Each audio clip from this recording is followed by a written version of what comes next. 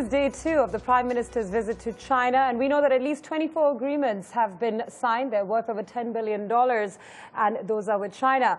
Now, while these agreements were along expected lines, what was unexpected in a sense was Prime Minister Modi using this opportunity to send quite a strong message to China, urging China really to rethink its approach to crucial issues like the border disputes as well as the trade imbalances between the two countries. Now, to discuss the key takeaways and really what's changing there on this visit and the significance that is attached to some of these meetings that have taken place, joining us now is Dr. Sreeram Chaulia. He's the Dean of the Jindal School of International Affairs. He's also an author, and of course, he's a world affairs analyst as well. Dr. Chaulia, thank you so much for joining us right here on Bloomberg TV India. First things first, we of course saw the agreements in terms of trade and the economy that were very much on the table. But are you sensing a significant shift when it comes to the relationships that we can anticipate between these two countries?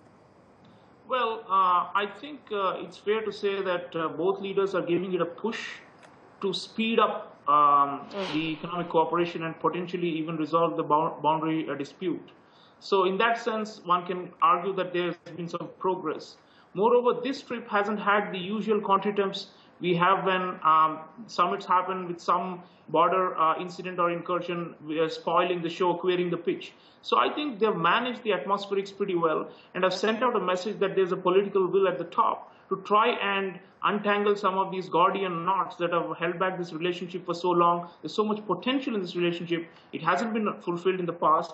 And we will hope that the fast lane and the clearances and the quicker windows and Prime Minister Modi's promise that India is on the cusp of an economic revolution and a great opportunity, all of these will materialize and improve, especially the economic relationship and potentially the longer strategic trust building as well. Okay, so Dr. Chaulia, I'm going to come to you in a minute just on the specific economic push that we're seeing between the two countries. But really, the whole phrasing of the statements that we're seeing from the Prime Minister, we're seeing it for the first time, really, to rethink strategy towards India. How do you sort of interpret such statements that have come out? Well, I think it's clear that he's trying to redefine the relationship. He believes he's a history maker. And some of those private moments you saw between Xi Jinping and Prime Minister Modi and also with Premier Li Keqiang suggest that he thinks that he can actually break ice and do something substantial and which is different from the past. And I think it's a win-win proposition because we do need the Chinese investments and we need to increase them far more than what has already been committed. And the Chinese are looking for new markets and new horizons because the domestic economy is slowing down and there are very few opportunities out in the Western world which have high returns and sustained returns. So I think it's a safe bet for China, far more than Pakistan. India is a much safer bet for China in terms of return on investment. Okay, so you've talked about the return of investment and really the sort of partnerships that these two countries can forge out in the near future. You've also written extensively about the kind of diplomacy we've seen from the Prime Minister of India. You've talked about his touch diplomacy, and you've talked about the sort of financial and economic incentives he's proven or he's sort of provided to potential partnerships. Can you throw some light on this particular dynamic with China? Well, I think the Chinese have been expecting Mr. Modi for a long time. I was in Beijing just last week, and what I sensed in the strategic community and as well as among the intelligentsia was that they think Modi is a strong leader and is a different kind of leader and therefore can deliver and can actually make India live up to its potential as a great market opportunity.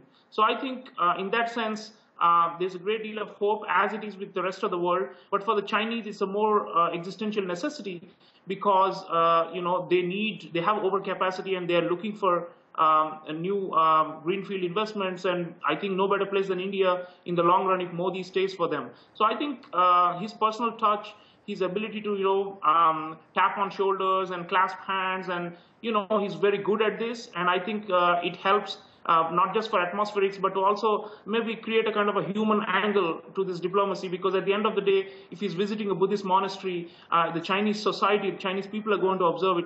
They are far more interested in what are Indian leaders doing in a Buddhist monastery than, what kind of nitty-gritty technical minutiae of agreements that are signed at the end. So I think he's reaching out and he's doing a, hearts and minds kind of campaign.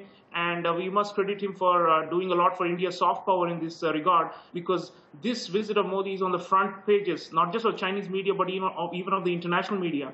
So while we used to be on page 4 or 5 in the past for these kind of events, it's clearly center stage, and we have to give credit to Modi for that. Okay, and very quickly, Dr. Chaulia, I know you have various other interviews that are lined up right now. In terms of really fixing the trade imbalance between these two countries, what are some sort of feasible initiatives you think have been taken? Well, they've identified the sectors where we need to push more exports, and where the Chinese will have to lower some of their tariff and non-tariff barriers. So that's good. But this has happened in the past as well, and there are already lots of joint committees and mechanisms. What we need to do is now on the ground. Basically, the problem is the Chinese side, they favor their state-owned local enterprises. It's not a level playing field for foreign actors, especially in the matter of trade. When it comes to investment, they're more game to have foreign investment, but imports from India or from any other country often face lots of barriers. So I think we'll have to overcome those. And the other side, of course, is to redress it, we will need far more Chinese foreign direct investment coming in our direction. I think the Chinese have a protectionist mindset, and just as we do in some cases. But the point is, they're also a larger manufacturing power. They have so much more to export. So we'll have to identify niche sectors and try and fine-tune a balance where we are able to export more. I think the Make in India campaign, ideally, they invest in Make in India, we produce in India, and then export it to China, which has got an aging population and a shrinking labor force. That probably is the ideal scenario, but for it to pan out, I think it's going to take 5 to 10 years, and all bets are that it's going to be Xi Jinping and Modi who can do it.